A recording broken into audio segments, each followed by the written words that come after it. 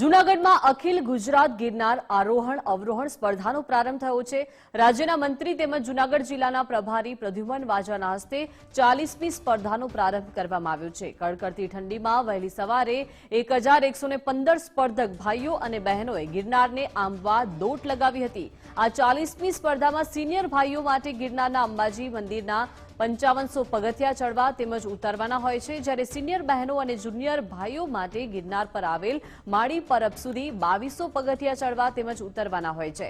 આ સ્પર્ધાનો હજુ કોમ્પિટિશનમાં સમાવેશ નથી થતા આ સ્પર્ધાના સર્ટિફિકેટનું કોઈ જ સરકારી નોકરીમાં મહત્વ હોતું નથી, ત્યારે આ બાબતે મંત્રીએ જણાવ્યું કે તમામ આયામોને ધ્યાને લઈ આ દિશામાં પણ યોગ્ય કાર્યવાહી કરવામાં આવશે। ભાવનગરથી આવું છું। હાલ હું અમદાવાદમાં એરફોર્સ એનસીસી કરું છું, જેથી અમારે રોજ પ્રેક્ટિસ થતી હોય છે દોડવાની, રનિંગની અને ફિઝિકલી સ્ટેમિનાની। તો મને આમાં ઘણો ઉપયોગી રહેશે।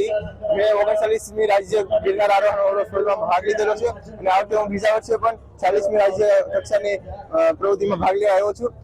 ગયા વર્ષે મારું થોડુંક કરતા આ વખતે વધારે ઇમ્પ્રૂવ કરી છે એવી મને આશા છે। આ ગુજરાત રાજ્ય રમતગમત યુવા અને સાંસ્કૃતિક વિભાગ દ્વારા આયોજિત અને વહીવટી તંત્ર જૂનાગઢ દ્વારા સંચાલિત 40મી આરોહણ અવરોહણ સ્પર્ધા ગિરનાર મુકામે આયોજિત થઈ છે। આ સ્પર્ધામાં આશરે 1115 જેટલા સ્પર્ધકોએ ભાગ લીધેલ છે।